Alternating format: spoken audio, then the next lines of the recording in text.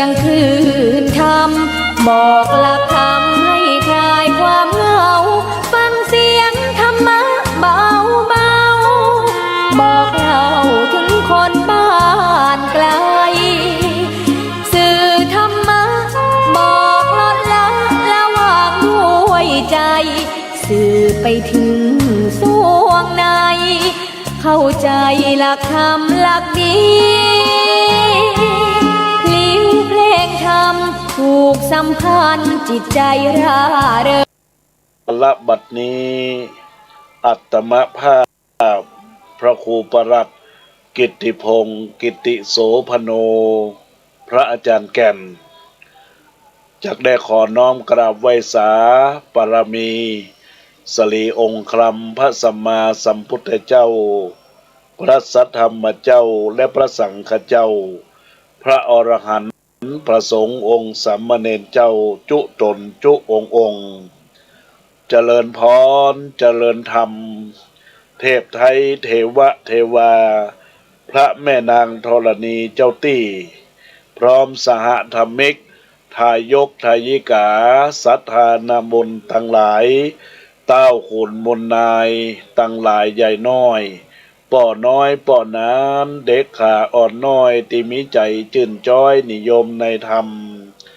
ธรรมะสู่ใจในวันนี้ดวงชีวีย่อมมีที่สดใสธรรมะขจัดขัดเกลาใจวันนี้อาตมาภาพจะได้เข้าสู่รายการธรรมะสู่ใจไข่จ้าพุทธวจนังคำสั่งสอนขององค์พระสัมมาสัมพุทธเจ้าวันนี้จักไข่จ้าสารธรรมเจ้าเพื่อให้ได้คัดเกลาเพ่งวะน้ำธรรมคำสอนองค์พระสัมมาสัมพุทธะให้ได้แจ่มแจ้งแสงธรรมเรื่องเก่าเรื่องใหม่บ่ได้ข้องคำขยายสารธรรมมดใสสว่างแจ้งมดใสสว่างแจ้งกราบนมัสการถวายความเคารพหลวงพ่อท่านพระครูสมุวิจุวัฒน์วรกิจโจท่านผู้รักษาการแทนเจ้าวาดวัดฝ่ายหินท่านพระครูผู้อำนวยการคลื่นวิทยุเพื่อการศึกษาพระพุทธศาสนาและวัฒนธรรม FM 104.50 วัดฝ่ายหินที่เคารพอย่างสูงท่านพระครูสถิตธุราธรท่านเจ้าวาดวัดสันขยอมวิหารอุโบสถไม้สักทองทรงละนาตำบลสันทรายน้อยอำเภอสันทรายจังหวัดเชียงใหม่ประสงค์เถลานุเถระครูบาอาจารย์ทุกตนทุกองค์ทุกลูกเจริญพรธรรมสวัสดีกับบรรดาอุบาสกอุบาสิกาทายกทายิกาศรัทธานาบุญท่านทั้งหลายเจิญศรัทธาสาธุชนทุกท่านทุกคนทุกตนทุกองค์รับฟังรายการธรรมะสู่ใจยามบ่ายประจำวันพฤหัสธรรมะสนุกฟังแล้วสุขใจพระอาจารย์แก่นบรรยายขานไขสาระธรรมะเจ้าฟังแล้วเข้าใจคนหนุ่มคนเฒ่าบอกว่านักบ่น้อยน้ำธรรมฟังแล้วฉุกคิดสิ่งใดข้องคำศึกษาน้ำธรรมนำมาจากหู้แล้วหู้หลายสิ่งใดบอกหู้จะได้ฟื้นฟูสาระน้ำธรรมคำสอนองค์สัมมาสัมพุทธะได้แจ่มแจ้งแสงธรรมตะวันส่องฟ้าแจ้งอยู่ประจำแสงทองส่องธรรมส่องใจส่องแจ้งส่องใจส่องแจ้งก็อนุโมทนาขอบคุณกับบุญศรัทธาญาติโยมอุบาสกอุบาสิกาทายกทายิกาศรัทธานาบุญทั้งหลายที่กำลังรับฟังคลื่นวิทยุ FM 104.50 อัตมาภาพก็ได้ดำเนินรายการในส่วนของ Facebook ไลฟ์เพจธรรมะสู่ใจเพื่อสันติภาพตัวเอง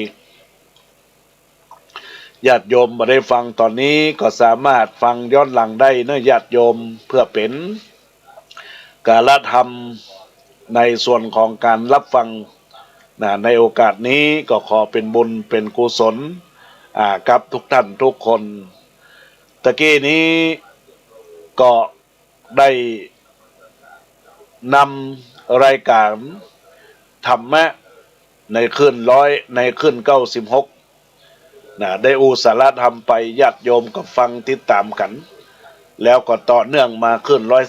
104ประจำวันอังคารและวันพฤหัสซึ่งวันพฤหัสวันนี้เวลาบ่ายโมงถึง2 โมงอาตมาภาพก็จะได้นำรายการนี้สู่สายตาของบรรดาญาติโยมสู่สายตาทางใดก็ทาง Facebook สู่เสียงเข้าไปสู่หูก็จากวิทยุเนาะญาติโยมทั้งหลายก็คือตั้งอกตั้งใจสดับตับฟังการบรรยายธรรมในครั้งนี้เพื่อเป็นสิ่งที่ญาติโยมจะได้นำมาเป็นสาระธรรมประจำจิตประจำใจของเราท่านทั้งหลายเมื่อบรรดาญาติโยมในเวลาบ่ายโมงนี้เป็นเวลาที่ญาติโยมกำลังกินข้าวน้ำข้าวตอนเสร็จบางผู้ของท่านก็เริ่มทำงานอยู่ตั้งบ้านก็คงจะเก็บผักเก็บไม้พ่องทำให้สวนไร่นาพ่องในช่วงอันนี้ก็เป็นช่วงเก็บเกี่ยวเข้าเข้าใหม่ก็จะเข้าสู่เดือน4ประเพณีสำคัญก็จะเกิดขึ้นกับตนตัวของเราท่านทั้งหลายสร้างบุญสร้างกุศลบารมีธรรมให้กับตนตัวของท่านทั้งหลายได้เกิดขึ้นสารธรรมวันนี้ญาติโยมทั้งหลายอาตมาภาพจะได้หยิบยกในส่วนของการเป็นอยู่ในครอบครัว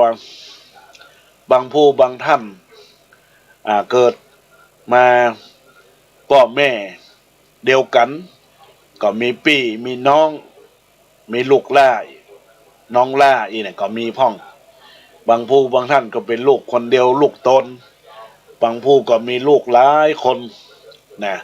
แต่ในสถานะ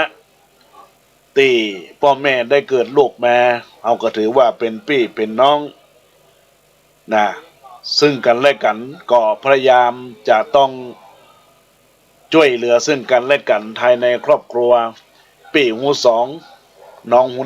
1แต่ในลักษณะของคนเฮาปัจจุบันเนี่ยความเป็นพี่ความเป็นน้องมีความห่างเหินกันและกันพี่ก็จะอยู่ในส่วนของพี่น้องเอื้องฝายก็จะอยู่แฮมติ้งแฮมตังบางคนละพ่อแม่ไว้ให้กับพี่บางคนละพ่อแม่ไว้ให้กับน้องเนี่ยดูแลพ่องไม่ได้เอาอกเอาใจกับว่ามีน้องพอแล้วล้อพี่พอแล้วล้อคนอยู่ที่อยู่ให้ล้อพอถ้าเปิ้นเป็นอย่างใดไปก็จะบ้านนั้นยกอันนี้มันเป็นสิ่งที่ความคิดที่เรียกว่าความคิดที่บ่ถูกต้องความเป็นพี่เป็นน้องจะต้องสารเหมือนกับพ่อแม่ฮักเฮาเหมือนลูกพี่น้องก็ต้องฮักกันเหมือนพี่เหมือนน้องแต่เรื่องในสำคัญที่บอกว่าพี่น้องทะเลาะกันพี่น้องพิษกันเป็นสิ่งสำคัญนี่จะไปจะไปทำเนื้อญาติโยมทั้งหลายธรรมะอาตมาภาพก็จะเตือนสติว่าผู้ใดที่มีพี่มีน้องผู้ใดที่มีความประพฤติผิดพลาดมาก่อนภายหลังกับตัวกับใจเสียไม่มีความประพฤติดีปฏิบัติชอบผู้นั้นก็ย่อมทำโลกนั่นแหละชีวิตนี้ก็สว่างสวัยได้เหมือนพระจันทร์ปนจากเมฆจากหมอกแล้วก็ทอแสงอันนวลใหญ่ได้ฉะนั้นเฮามาดูเรื่องเก่าในญาติโยมเมื่อเอามาเล่าใหม่ทั้งนี้ก็เพราะว่าเรื่องพี่น้องพิษหัวกันนั้นเป็นพี่น้องกันบ่ค่อยเข้าใจกันบ่ลงรอยกันนี้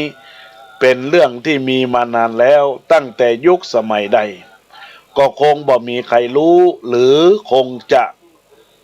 มีมาตั้งแต่สมัยครั้งพุทธกาลจึงเป็นเหตุให้พระพุทธเจ้าของเฮาได้ตรัสรู้พระพุทธพจน์ได้หลายบทหลายตอนเมื่อเกิดมาพอรู้เดียงสาเรื่องนี้ก็เห็นมีกันแล้วจึงเป็นอันว่าเป็นเรื่องเก่าเรื่องแก่ แต่ถึงจะเป็นเรื่องเก่าเรื่องแก่สักปานใดก็ตามมันก็มีพิษทรงอยู่ในตัวมากมายและบางส่วนบางท่าน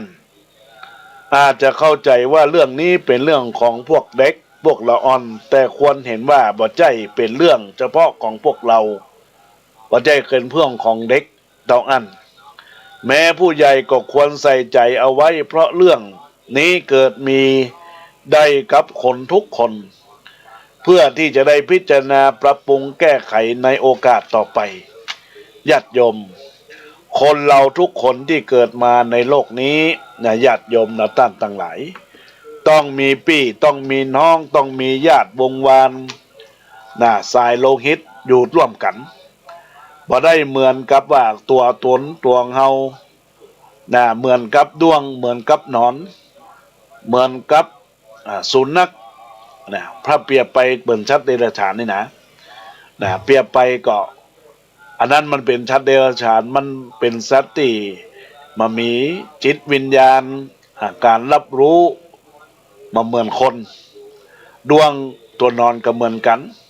มันมามีจิตวิญญาณมันมาหู้อะไรอย่างมันเกิดขึ้นมาไปตามธรรมชาติที่เกิดออกมาจากขอนไม้หรือว่าสิ่งที่เป็นเชื้อก็เกิดด้วยธรรมชาติแม้บางคนญาติโยมเป็นลูกคนเดียวหรือลูกโทนก็ตามก็ต้องมีญาติซึ่งกันและกันจัดพี่จัดน้องฮักพี่ฮักน้องเหมือนกันเราก็จะต้องปฏิบัติอย่างไรต่อพี่ต่อน้องเต้าที่ใจความสังเกตโดยทั่วๆไปแล้วโดยเฉพาะลูกผู้พี่ลูกผู้น้องกันนี่นะยิ่งต้องฮักกันถ้าคนไหนเป็นลูกตนจะต้องเปิ้งปะอาศัยกันยามแก่ยามเฒ่าพวกญาติโยมทั้งหลายและเราท่านทั้งหลายปฏิบัติอย่างไรต่อพี่ต่อน้องเท่าที่ใจความสังเกตโดยทั่วไปแล้วเป็นที่พี่น้องกันเนี่ยมักจะบ่ถูกกันมักจะพิษหัวแทงกันคุณของมองใจต่อกันกลัวกันได้ดิบได้ดีบางที่เป็นพี่เป็นน้องร่วมต้องอุดรเป็นลูกของพ่อเดียวแม่เดียวกันแต่บ่ถูกกันเป็นศัตรูต่อกันเรื่องพี่เรื่องน้องบ่ถูกกันพิษใจกันนี้พญาพรหมวงศ์หารนักกวีเอกแห่งล้านนาได้เขียนไว้ว่าพี่น้องพิษกันเหมือนผ้าฟันน้ำอย่ากำผูกมันตือเวนเปิ้งนั้นน้ำหากปลาเป็นเอาน้ำใส่เย็นช่วย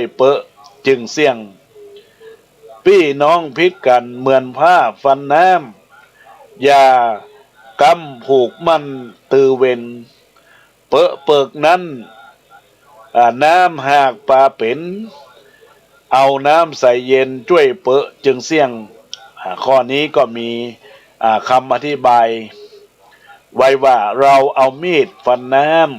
ำบ่เป็นอย่างญาติโยมอย่างไรบ่เป็นห้อยก็มาหันห้อยฟันญาติโยมชันใดเป็นพี่เป็นน้องกันเมื่อพิษใจกันแล้วก็บ่ควรให้มีรอยศอกช้ำแตกร้าวฉันนั้นบ่ควรคุมความแค้นเอาไว้บ่ควรมีความอาฆาตพยาบาทผูกเวรไว้เปลือกตมที่เป็นมลทินเลอะเปื้อนเกิดขึ้นก็เพราะมีน้ำผสมเข้ากันทำให้เป็นคนตมถ้าบ่มีน้ำมาพาให้เป็นก็จะเป็นเพียงผงธุลีฝุ่นละอองยิ่งญาติโยมทั้งหลายน้องบ่เคารพพี่มีความฮักต่อน้องแต่น้องบ่เคารพพี่ห้องพี่เป็นห้องพี่เป็นไอนี่ก็สำคัญญาติโยมเป็นนิสัยที่บดีที่สุดในญาติโยมทั้งหลายก็เหมือนเป็นการแตกเล้ากันเป็นการแตกเล้าโดยภาษาตัวญาติโยมทั้งหลายนี่สำคัญดังนั้นแล้วญาติโยมทั้งสาธุชนท่านทั้งหลายเราเมื่อได้มีกาละบอกควรควบคุมความแค้นเอาไว้บอกควรมีอาฆาตผูกเวรกันเปลือกตมที่เป็นมลทินเลอะเปื้อนเกิดขึ้นก็เพราะมีน้ำผสมเข้ากันทำให้เป็นคนตม ถ้ามามีน้ำมาพาขึ้นเป็นก็จะเป็นเพียงผงธุลีฝุ่นทละออง เราจะต้องปัดกวาดเกาะมดไปแต่ถ้าถูกน้ำก็จะแปรสภาพเป็นเปลือกตมหรือว่าคนตมไปต้องใจน้ำชำระล้างน้ำนั้นก็ต้องเป็นน้ำใสสะอาดมาชำระล้างความสกปรกจึงหมดสิ้นไปเปรียบเสมือนคนเราถึงแม้จะเป็นพี่เป็นน้องกันแต่ถ้าบ่มีน้ำกิเลสบ่มีน้ำโลภบ่มีน้ำกดบ่มีน้ำหลงเข้ามาท่วมทับหัวใจกันและกันแล้วก็จะกลายเป็นเปลือกตมทำให้บ่ถูกกันพิษใจกันกินใจกันวิธีแก้ก็ต้องใจน้ำคือธรรมะอันเป็นคำสอนขององค์สมเด็จพระสัมมาสัมพุทธเจ้าได้ชำระล้างจึงหายจึงจะหมดไปสิ้นไปเรื่องที่น้องทะเลาะเบาะแว้งกันนะญาติโยมก็แปลกมันมีกันทุกคนทุกแห่งทุกบ้านทุกเมืองบอกว่าจะเป็นตระกูลยากจนเข็นใจจะเป็นตระกูลมั่งมีสิริสุขพี่น้องมักมีการทะเลาะกันบ่ถูกกันบางคนบางท่านก็ได้รับการศึกษาสูงการศึกษาดีแต่ก็บ่าวายยังบ่ถูกกันบ่ลงรอยกันระหว่างพี่กับน้องบางทีก็ถึงกับตัดเป็นตัดตายบ่ยอมเผาผีตีกระดูกกัน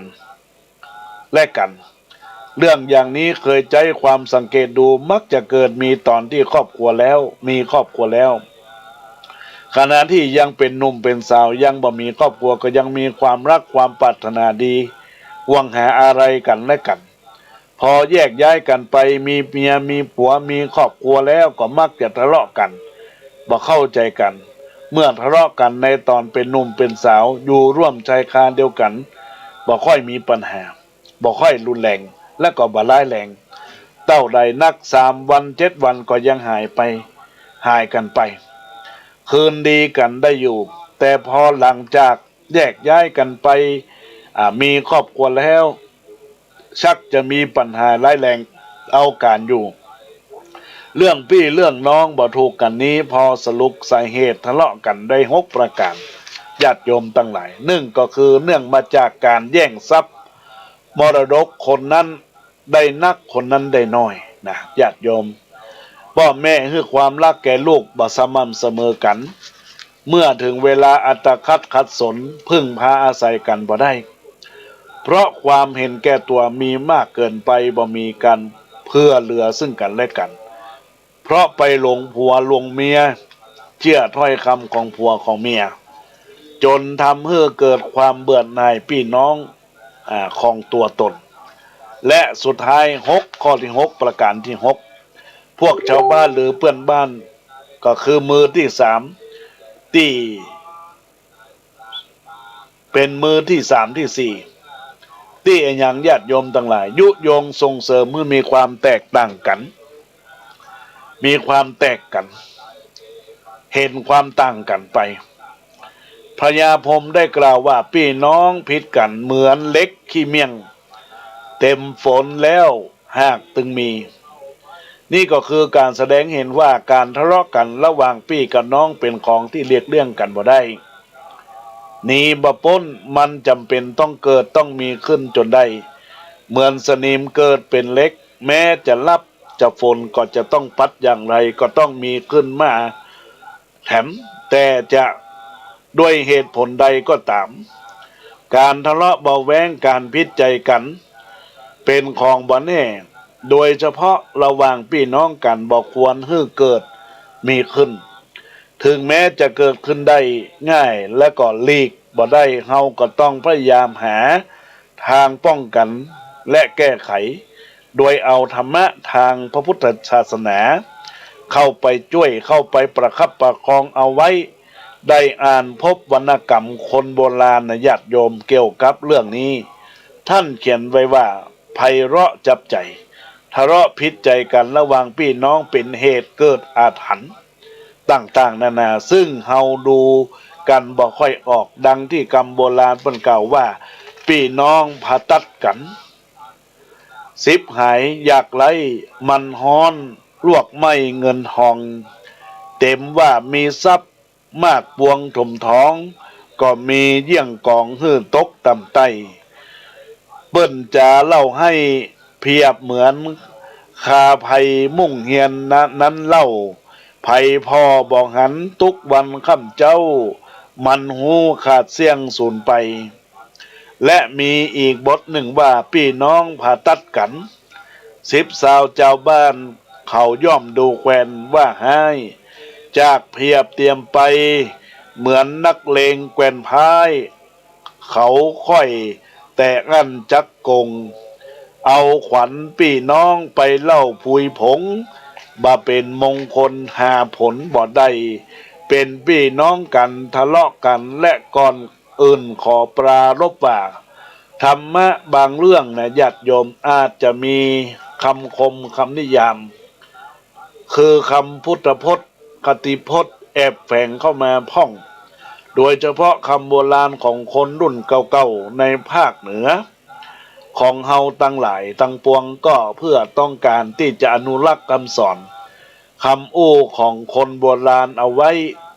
เพราะคนสมัยโบราณเวลาท่านพูดไว้และก็ละประโยคและก็บทดูมีความหมายมากจึงขอฝากไว้กับทุกท่านถ้าได้อู้ถึงการเป็นพี่เป็นน้องกันมีการทะเลาะเบาะแว้งกันเป็นเหตุเมื่อมีอาถรรพ์เฮาก็จะต้องแก้ไข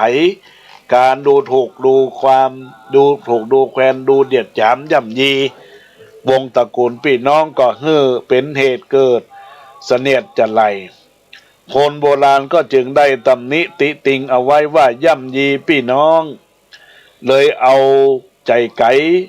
พระมาดวงใหญ่พี่น้องแห่งเจ้าปิตามันดาเอาอาแก่เท่าโคดสายวงใหญ่เผาเชื้อตัวคืดตัวจาจังมาเอื้อเฟื้อจังหุ่มเกิดขึ้นบันดล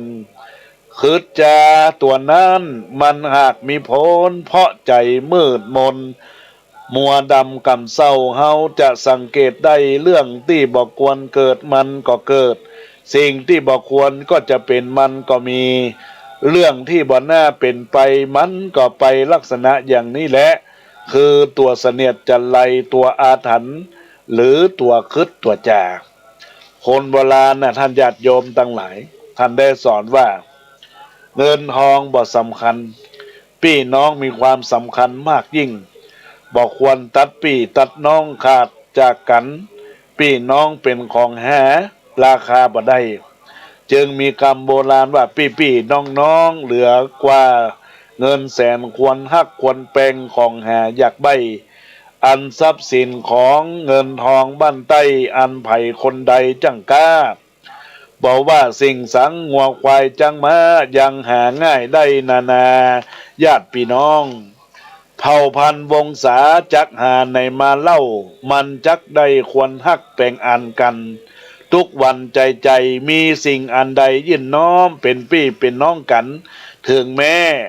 จะแยกครอบครัวกันอยู่ก็ควรไปมาหาสู่ซึ่งกันและกันมีความกึดเติงมีความห่วงใยซึ่งกันและกันต่อกันคนโบราณก็กล่าวว่าพี่น้องญาติวงศาควรดีไปมาพุทธาปักต้านเจ็บสังเป็นสังยังมีหลายด้านตั้งการนักเบาช่วยกำแม่นอับจนสั่งอันใดล่วงล้ำอย่างขาดอันโบราณเป็นพี่เป็นน้องถ้าเป็นอันหนึ่งอันเดียวกันฮักกันปรารถนาดีต่อกันก็เป็นกำลังใจอันสำคัญอย่างหนึ่งคนโบราณก็จึงกล่าวว่าพี่น้องลูกหลานเมื่อบ่สำราญเจ็บเป็นเมื่อยไข้ช่วยใจใส่กันหกเหนือวิ่งใต้ช่วยดับโรคภัยไข้เจ็บขาดมิตรพี่น้องกันควรเอาชีวิตยามเจ็บป่วยไข้พยาเมื่อเจ็บปวดเนื้อแยะจวนกันอัตตาหันพี่น้องมาพูดจานั่งใกล้ความทุกข์โศกาโลคาเมื่อยไข้ตังผูงวัดไอเสียบต้องกันว่าได้หันหน้าพี่หน้าน้องก็เหลือกว่างั้นกินยา ข้อนี้ความหมายก็คือการที่กำลังใจเป็นการช่วยกันให้หายโรคภัยไข้เจ็บนะเร็วพันกว่าเพราะมีผู้คนมาให้กำลังใจโดยเฉพาะพี่ๆน้องๆบอกใจว่าจะเก่งกว่าหมอยาส่วนยากำลังใจก็คือส่วนกำลังใจอันนี้สำคัญในญาติโยมสาธุชนและท่านทั้งหลายในส่วนของกาละที่อาตมาภาพได้ไขจาว่าพี่น้องอยู่ร่วมท้องกัน อย่าไปได้พิษกันทะเลาะกัน วงตระกูลใดที่แฝงไฟฮักกันดี ก็เป็นแนวทางอันหนึ่งที่ได้รับการยกย่องสรรเสริญ ยินดีบ่มีใครกล้ามาข่มเหงคะแนนให้ดังกำโบราณพี่ๆน้องๆขึ้นสู่ลงหาหลานอาปู่ลุงนาป้าถ้าถูกล่งกันงามตาหน้าไผ่จักนินตาว่าให้เขาย่อมยำเก่งไปถูกเขตค้ายบอกว่าเผ่าผู้คนบอกว่าเผ่าผู้คนเขากลัวเด็ดฤทธิ์บ่อาจพระชนฝูงหมู่ชุมชนบอกกลัวภายยันอีกบทหนึ่งว่าพระขุนเฮาหลายพี่น้องเฮากว้างเปิ้นก็ลือนั่นทั่วต้องคนนี้เป็นหลานคนนี้เป็นน้องคนนั้นก็ป้าอามันพระขุนเปิ้นนักเปิ้นฮักแปลงกันพี่น้องเครือหวันพี่น้องเครือวานวงศาเปิ้นกว้างกันถูกล่งกันเขาตึงอวดอ้างไผบ่ตือบาตำจ้าหัวเดียวกระเทียมรีบซื้อรีบหัวเดียวกระเทียมรีบนั้นเรารู้แล้วว่านั้นบ่ปลอดภัยคนที่แตกหมู่แตกฝูงแย่งพี่แย่งน้องบอกเข้าใจออกไขบ่เข้าไขออกไขเป็นอันตรายได้ง่ายเหมือนไม้แตกก่อนอแตงเราถ้าเขาจะคุดเอาหน่อไปกินหรือจะตัดเอาไม้ไปใจเขาก็จะต้องเอาหน่อที่ติดอยู่กับตาไม้อันเป็นอันดับหนึ่งและตัดเอาไปไม้ที่นอกก็เป็นอันดับแรกอีกอย่างเดียวก็เหมือนงัวควายที่ชอบไปกินหญ้าแพกฝูงมักจะได้รับอันตรายอันนี้เป็นสิ่งที่เราจะต้องมันพิจารณาเนื้อญาติโยมและท่านทั้งหลายเรื่องพี่เรื่องน้องบ่ถูกกันนี่ยังมีสิ่งที่น่าสนใจและน่าศึกษาอยู่แถมมากขอทุกท่านทุกคนรู้จักภาวะรู้จักฐานะรู้จักหน้าที่ของตัวเองมีอันหยังเห็นดีเห็นงามแก่ตนเองแก่พี่น้องและวงวานตระกูลแล้วก็ควรทำให้มีขึ้นอย่ามีความเห็นแก่ตัวอย่ามีความการแข่งแย่งชิงดีชิงเด่นอิจฉาตะลอนซึ่งกันและกันจงมีความรักมีความปรารถนาดีต่อกันและกันทรงเคราะห์อนุเคราะห์ซึ่งกันและกันเพื่อต่างฝ่ายต่างมีเข้าใจกันเห็นใจกันดีครอบครัวนั้นตระกูลนั้นย่อมจะมีแต่ความสุขและมีความเจริญเป็นสรรเสริญเจริญพรทุกท่านทุกคนเนื้อญาติโยมและท่านทั้งหลายดังนั้นก็ขอฝากธรรมะเกี่ยวกับการฮักกันแป้งกันของพี่ของน้องทุกท่านทุกคนอยู่ร่วมกันก็ขอให้มีความสุขมีความเจริญก้าวหน้ารุ่งเรืองในฐานะที่เป็นมนุษย์ก็ต้องย่อมมีใจสูงมนุษย์ก็ย่อมมีความถูกต้องเรื่องราวที่เกิดขึ้นเรื่องราวที่มีชีวิตในส่วนของการเป็นอยู่รักกันเป็นกันก็จะมีความสุขกันและกันเนื่องญาติโยมและท่านทั้งหลายดังนั้นก็ต้องขอฝากศรัทธาญาติโยมสาธุชนท่านทั้งหลายทุกท่านทุกคนที่รับฟังรายการธรรมะยามบ่ายขึ้นวิทยุ FM 104.50 ในขณะนี้ได้รับฟังสารธรรมเป็นข้อย้ำคิดให้บรรดาญาติโยมท่านสาธุชนท่านทั้งหลายที่บรรดาญาติโยมได้รับฟังแล้วก็ขอให้เป็นบุญก็ขอให้เป็นกุศลในโอกาสนี้ก็ขอให้สารธรรมนำมาคบคิดให้บรรดาญาติโยมได้กระทำบำเพ็ญซึ่งบุญกุศลจากการฟังแล้วนำไปใช้นำไปคิดพิจารณาก็จะมีความสุขกายมีความสบายใจปรารถนาสิ่งใด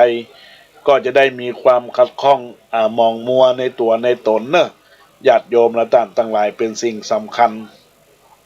ที่ได้เอาหลักธรรมไปนำพัฒนาจิตใจทำใจให้สว่างดังจันทร์เพ็ญชีวิตเป็นให้เด่นใสอยู่ในโลกนี้ที่ทำใจสุขชื่นไปตลอดกาลจงเอาใจเราใส่ใจเขาชีวิตจะไม่เหงาเข้าใจกันมีไรแบ่งปันฉันพี่น้องสุขเรืองรองผ่องใสสุขใจยิ่งให้ตามสมควรด้วยใจจริงแล้วทุกสิ่งย่อมดีมีพลังเรื่องคุณงามความดีให้มีต่ออย่าได้ท้อในความดีให้มีหลายสวรรค์มีตาไม่ห่างไกลไม่นานไซได้พบประสบกันให้ทำดีต่อทุกวันวิจะสุขขีสวัสดีมีเป็นผลทำความดีดังเงาติดตามตนให้ทุกคนทำความดีทุกที่ขอฝากเน้อญาติโยมทั้งหลายทำความดีละเว้นความชั่วทำจิตใจให้มีความบริสุทธิ์ในโอกาสนี้ซึ่งในโอกาสนี้อาตมาภาพก็จะได้บอกบุญกุศลกับบรรดาศรัทธาญาติโยมที่ได้รับฟังรายการธรรมะยามบ่ายในโอกาสนี้ได้อูจาในสัปดาห์แต่ละสัปดาห์แต่ละวันในการจัดงานที่จะมีขึ้นในวันที่3 เดือนมกราคมพุทธศักราช2565ซึ่งตรงกับวันจันทร์1 ค่ำเดือน4เหนือเป็นวันดีวันใจเนะปราบจุมปูญาติโยมทั้งหลายทางคณะสงฆ์คณะศรัทธาวัดสันกยอมจะได้มีการสมโภชเหรียญรูปเหมือนหลวงพ่อพระครูโอภาสวิหารกิจอดีตรองเจ้าคณะอำเภอสันทรายอดีตเจ้าวาดวัดสันกยอมที่จะได้มีการพระราชทานเพลิงศพในวันที่7 ถึง 13 กุมภาพันธ์ 2565ในเดือนหน้าปีหน้านี้แต่ว่าการจัดสร้างส่วนของรูปเหมือนหรือเหรียญนั้นก็จะได้นำไปสมทบทุนในการทำหุ่นขี้ผึ้งใบเบิกการ์ดหุ่นขี้ผึ้งใบเบิกการ์ดในส่วนของศาลาก็รับไปแล้วจตุปัจจัยนั้นก็จะได้มาสมทบทุนในการจัดสร้างรูปเหมือนของหลวงพ่อพระครูโอภาสวิหารกิจแล้วแต่ศรัทธาญาติโยมซึ่งเหรียญรุ่นนี้เป็นรุ่นเหรียญที่1เป็นที่ระลึกรุ่นรวยมีกูละรวยนะญาติโยมทั้งหลายเมื่อท่านญาติโยมได้นำไปใช้เอาไปสอยก็จะได้เป็นบุญเป็นกุศลเป็นที่สักการะบูชาของศรัทธาญาติโยมและท่านทั้งหลายซึ่งในโอกาสได้สมโภชเหรียญนี้จะประกอบพิธีเวลา 13:09 นาทีอังคารรัตนานิมนต์พระสงฆ์ได้จำเริญพระพุทธมนต์สมโภชในส่วนนี้ได้อาราธนานิมนต์วัดดับภัยวัดจมปูวัดสันสีวัดท่าตุ้มแล้วก็วัดแสนฝังจะได้ตุ้มเงินตุ้มทองมีศักดิ์มีสีดับพิษดับภัยแล้วก็จะได้มีการมั่งมูลตุนเต้าเงินทองในโอกาสนี้ก็ขอบอกกล่าวกับบรรดาญาติโยมสาธุชนท่านทั้งหลายทุกท่านทุกคนท่านใดที่จะจับจองเหรียญในโอกาสนี้ก็สามารถจับจองได้ผ่านมาทางอาตมาภาพในโอกาสนี้ก็ขออนุโมทนาขอบคุณกับมูลศรัทธาญาติโยมที่ได้รับฟังอยู่ขณะนี้โดยพระเถราจารย์อธิษฐานจิตนั้นก็มี พระเดชพระคุณหลวงปู่พระครูวรธรรมพิรมครูบาเมืองอินวัดศรีเมืองยุเมืองละปุนพระเดชพระคุณหลวงพ่อพระครูปัญญาธรรมวัฒน์ครูบาอินทรวัดสัมปยังหลวงเมืองละปุนหลวงปู่พระครูบาดวงจันทร์ธรรมรัตน์เขมรโตวัดสันมะกับตองอำเภอสันมะตองจังหวัดเชียงใหม่ท่านอาจารย์พระครูรัตนวรรณสาธรท่านพระครูบาไกรลาภรัตนวันโนครูบาน้อยได้มาอธิษฐานจิตในโอกาสนี้ก็ขอเจริญพรกับมูลศรัทธาญาติโยมได้จับจองเหรียญนี้ได้ตั้งแต่วันนี้เป็นต้นไปในการประกาศขึ้นวิทยุสมทบทุนได้2อย่างที่1ญาติโยมได้ทำบุญกับการบูชาเหรียญปัจจัยของญาติโยมก็จะนำไปทำหุ่นรูปเหมือนของเปิ้ลก่อนงานพระราชทานเพลิงศพนี้ให้ได้เข้าใจการเป็นบุญเป็นกุศลในญาติโยมและท่านทั้งหลายก็ขอให้ท่านทั้งหลายได้จับจองกันได้เหรียญละ99 บาทเหรียญละ99 บาทเนอะญาติโยมทักทายเข้ามาก็มีญาติโยมที่อาตมาภาพได้ประกาศวิทยุก็เฮาก็มานำชื่อมาละประกาศก็รับมาเรื่อยๆท่านใดที่จะรับก็สามารถที่ทักทายเข้ามาที่เบอร์โทรศัพท์0962629694ซึ่งในโอกาสนี้อาตมาภาพก็จะได้เจริญพรกับบรรดาญาติโยมที่ได้ไลฟ์สดเมื่อต้นชั่วโมงเวลาเที่ยงตอนนี้ก็ใช้เวลามาเกือบ1 ชั่วโมง 43 นาทีก็คงมีผู้ฟังอยู่ตอนนี้ก็มีป้านันบินลาอินลาบุญธรรมรัตน์เจริญพรกับแม่เอ้ยสุติวงศ์เจริญพรกับคุณโยมแม่จินดามาศจันอำพลเจริญพรกับคุณโยมอัมภัยวีรสะเจริญพรกับแม่มารีดับบิกุลเจริญพรกับคุณโยมลักษมีศรีสวัสดิ์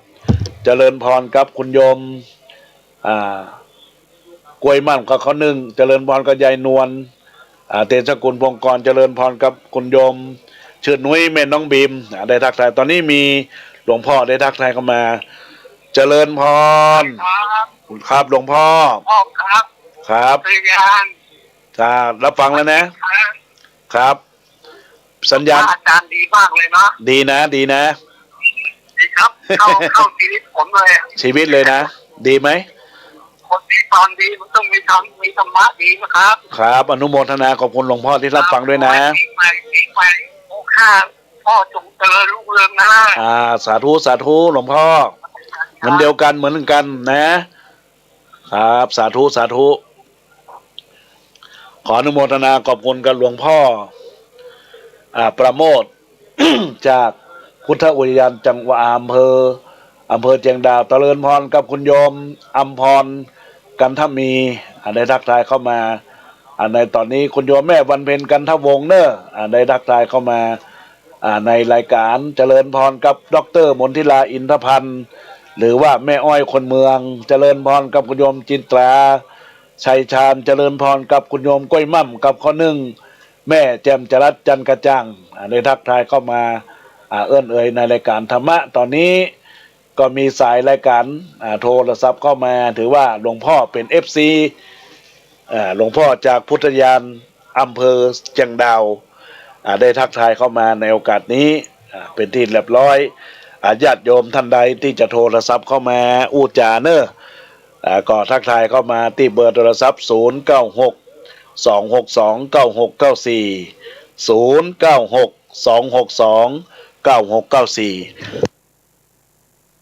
ซึ่งบรรดาญาติโยมบางครั้งอาตมาภาพจัดรายการในเวลานี้อาจจะตรงกับท่านนักเทศบางคนก็จะย้ายไปขึ้นกับ96บางคนก็จะอยู่ใน104แต่บางช่วยค่ายโทรตะใดก็เป็นหยังเลยญาติโยมต่างๆหลายท่านใดที่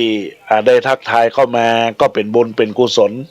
บุญที่ทักบุญที่ทายบุญที่แชร์บุญที่กดไลค์ก็ย่อมเป็นบุญเป็นกุศลกับบรรดาศรัทธาญาติโยมอุบาสกอุบาสิกาทายกทายิกาศรัทธานาบุญเพื่อเป็นกาละ สร้างกุศลผลทานที่เราท่านทั้งหลายบอกว่าการทำดีไม่มีที่สิ้นสุดพุทธบุตรตรัสรู้เป็นกุศลสงบโลกหายทุกโศกอย่างแน่นอนทุกบทตอนถ้าทำดีมีแต่ชัยมากชัยน้อยชัยโยชัยยะ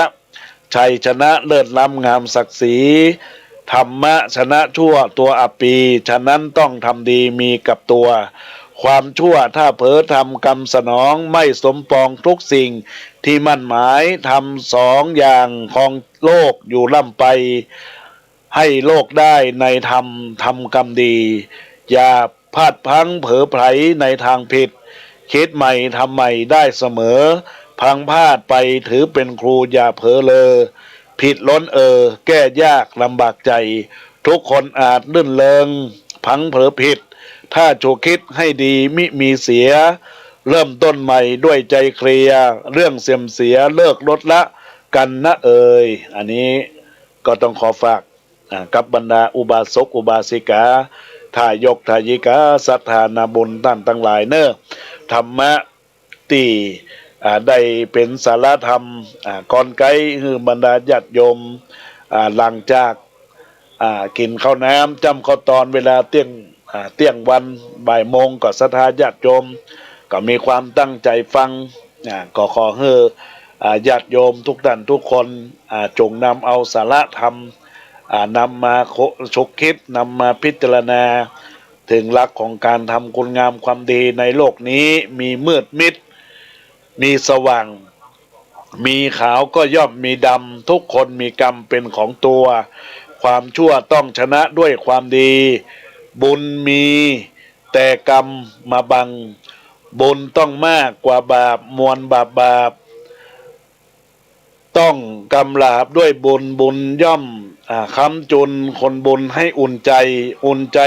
ายอุ่นใจในอุ่นนอกอุ่นไอแห่งความงามแล้วความดีอบอ้อมอารีวจีไพเราะสงเคราะห์ประชาชนทำตนให้เหมาะสมคารมเป็นต่อรูปหล่อเป็นรองชีวิตจะสมปองด้วยคลองแห่งความดีบุญเกิดจากใจใช่ที่อื่นบุญทำให้สดชื่นและรื่นใจสุขสดใสในสมองดูดแสงทองผ่องอำไพ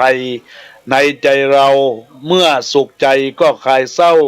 จิตใจเราก็เข้าท่าและเข้าทีเมื่อเข้าทีบารมีก็เกิดสิ่งประเสริฐเลิศล้ำย่อมตามมาสาธุบุญนำพาวาสนาส่งเพราะฉะนั้นจงเที่ยงตรงต่อการประพฤติปฏิบัติธรรมธรรมโอสถคือพระธรรมคำสั่งสอนของพระสัมมาสัมพุทธเจ้าจงสาธุการเป็นบุญซึ่งกันและกันในญาติโยมและท่านทั้งหลายดังนั้นก็ต้องขอฝากในบุญกุศลที่เกิดจากจิตจากใจของสารธรรมที่นำมาฉุกคิดให้บรรดาญาติโยมและท่านทั้งหลายได้คิดได้ทำเพื่อเป็นการละสร้างกุศลคุณงามความดีกันนักกันได้หลายในญาติโยมทั้งหลายก็ขออนุโมทนาขอบคุณกับบุญที่ศรัทธาได้รับฟังรายการธรรมะยามเที่ยงวันรวดยามบ่ายโมงในโอกาส104.50วัดไฟหินที่กำลังฟัง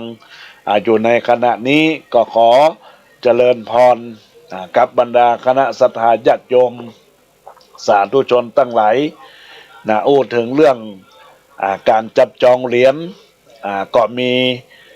การปูจาเหรียญละแค่99 บาทเหรียญละ99 บาทก้าวหน้าแห่งชีวิตก้าวต่อไปแห่งกุศลก้าวหน้าอย่างไม่มีความผิดหวังก้าวต่อไปมีกำลังใจพ้นภัยผ่านทั้งหลายเนอะอันนี้ก็ขอฝากกับบรรดาญาติโยมอุบาสกอุบาสิกาทายกทายิกาศรัทธานาบุญที่รับฟังในโอกาสนี้ญาติโยมต่างทั้งหลายได้รับฟังธรรมะแล้วเป็นจะได้เฮือขวัญกำลังใจทักทายเข้ามาที่เบอร์โทรศัพท์0962629694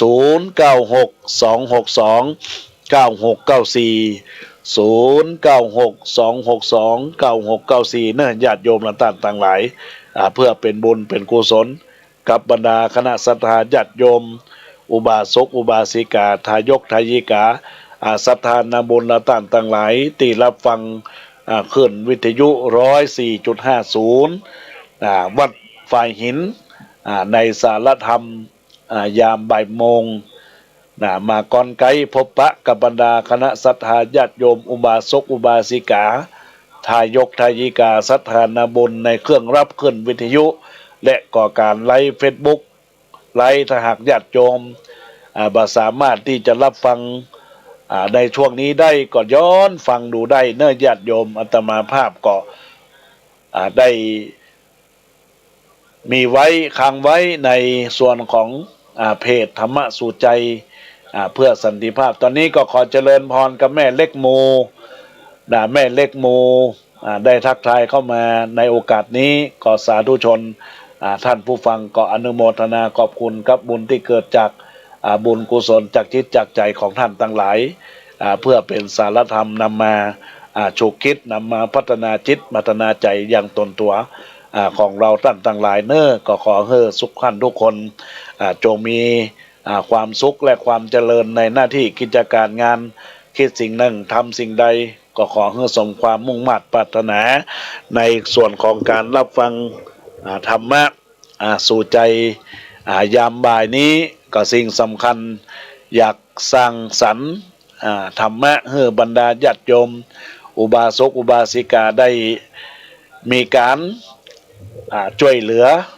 กันและกันอยู่ร่วมกันอย่างพี่อย่างน้องอย่างที่ได้อู้ตะกี้พี่น้องพิษกันเหมือนฟ้าพันน้ำนี่นะญาติโยมทั้งหลายก็ขออนุโมทนาขอบคุณครับมูลศรัทธาญาติโยมอุบาสกอุบาสิกาตอนนี้ก็มีคุณโยมแม่ศรีวิไลสุมาลีบ้านแม่แจ่มได้ทักทายเข้ามาในไลน์ของอาตมาภาพก็ขออนุโมทนาไม่อดไม่จนแคล้วคลาดปลอดภัยโรคร้ายทั้งปวงเนอะทุกท่านทุกคนเมื่อรับฟังรายการธรรมะก็ขอให้ท่านได้อดทนอดกั้นต่อสิ่งที่เกิดขึ้นต่อความหนาวต่อความเหน็ดต่ออดทนต่อปัญหาอุปสรรคในชีวิตปัญหาที่เกิดขึ้นโดยการที่แก้ไขมาได้ก็พยายามก่อยคิดไปขยายไปแล้วเราก็จะมีความอดทนแล้วก็บัดจนก็คือบัดจนปัญญาคาดแคล้วปลอดภัยไปตังใดก็ปลอดภัยลุล่วงไปด้วยดีตลอดถึงโรคร้ายซึ่งเป็นโรคโควิด-19ไมครอนมันมาแล้วก็พยายามต่อสู้ให้ได้บัดนี้เปิ้นให้ไปบูสต์เข็มที่3ก็ป้ากันไปบูสต์เข็มที่3ให้เนอจะไปลาษาร่างกายของคนเฮาถ้ามันมีไวรัสตัวนี้เข้ามาละมันไปลงที่ปอดแล้วปอดเฮาบ่ค่อยสบายสู้บ่ค่อยสู้ดีเท่าใดเฮาต้านทั้งหลายก็ต้องพยายามเนอะกันนั้นก็ขอฝากธรรมะกับบรรดาศรัทธาญาติโยมสาธุชนพุทธบริษัทเราต้านทั้งหลายทุกท่านทุกคนที่รับฟังรายการธรรมะในโอกาสนี้เป็นบุญเป็นกุศลกับทุกคนทุกท่านในเวลานี้ก็เหลือแต่5 นาทีญาติโยมท่านใดที่อยากจะโทรศัพท์เข้ามาก็มีโอกาสได้อยู่เนอะที่เบอร์โทรศัพท์0962629694